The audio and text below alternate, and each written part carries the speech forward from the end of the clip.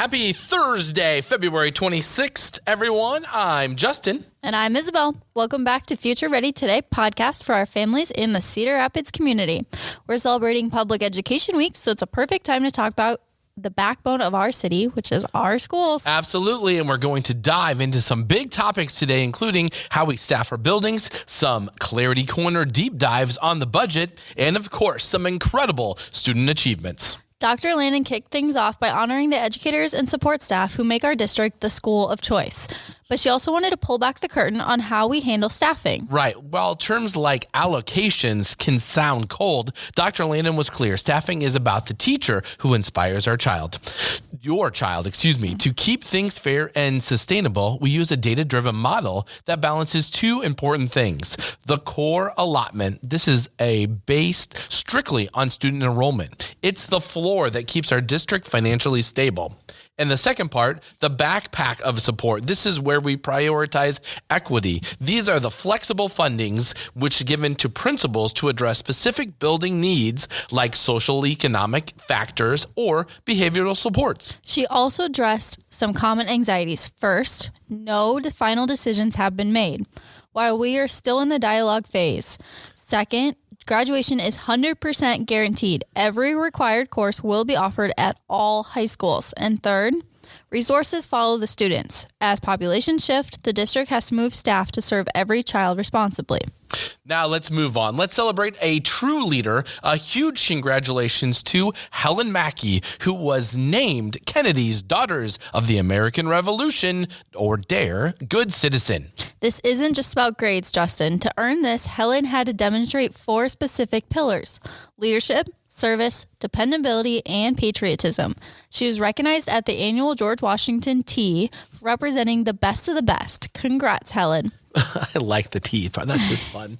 You know, there are a lot of questions about the budget. So let's hit the Clarity Corner so that a common question is, why don't we just sell the land that the district owns to cover budgetary needs? It sounds like a quick fix, but there are 3 major reasons why it does not work. 1, Iowa law. Per Iowa Code 297.221B1, proceeds from land sale must go back into the fund that bought it. In this case, the PEPL, or Physical Plant Equipment Levy. Those funds can only be used for brick and mortar repairs and not teacher salaries or classroom supplies. Structural. I can't say it now. Okay. Yeah. Buildings or versus one time. Yes. Our deficit is structural. It happens every year due to inflation and underfunding. A land sale is a one-time boost. It would be like selling your car to pay your monthly mortgage. It buys you a month, but doesn't fix the long-term solution. And 3, strategic readiness. Finding large parcels of land for future schools is nearly impossible. Keeping that land ensures we are prepared for future growth without a massive burden on our future taxpayers. Another big reason is about the $1 million savings estimated for closing an elementary school. That figure comes from fixed operations like utilities and human capital costs, salaries for redundant positions. It doesn't include classroom teachers who would move with the students. Moving on, we have the results for week 1 of the Attendance Olympics. The podium is set, and make sure you watch the video. You don't really have to, but maybe Justin's you should. Just embarrassed, but it's really good. You don't need to watch me. Yeah, in the newsletter to see which feeder patterns are leading the pack. And also, don't forget to check out Director Cindy Gerlach's board brief video for a quick summary of everything that was discussed at last Board of Education meeting. All right, let's glance around the district a bit and see what our students have been up to this week. At Cedar River Academy, second graders are hitting the pool thanks to a partnership with Parks and Rec. They're getting free swimming lessons during the school day. McKinley engineers from BAE Systems stopped by to help students build doodlebots. At Wilson, 8th graders experienced a mobile planetarium right there in the building.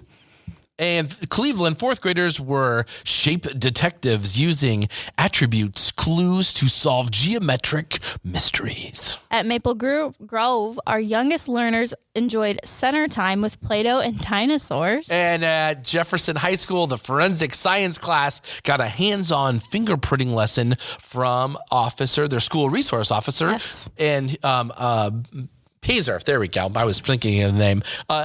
Who was also with the CRPD crime scene unit. And in case you missed it, the Gazette covered the district's move to enrollment-based staffing. And on a high note, let's hear it for the Washington High School. After a 13-year wait, the Warriors are headed back to the girls' state basketball tournament, and we wish them luck. Yes, good luck, girls.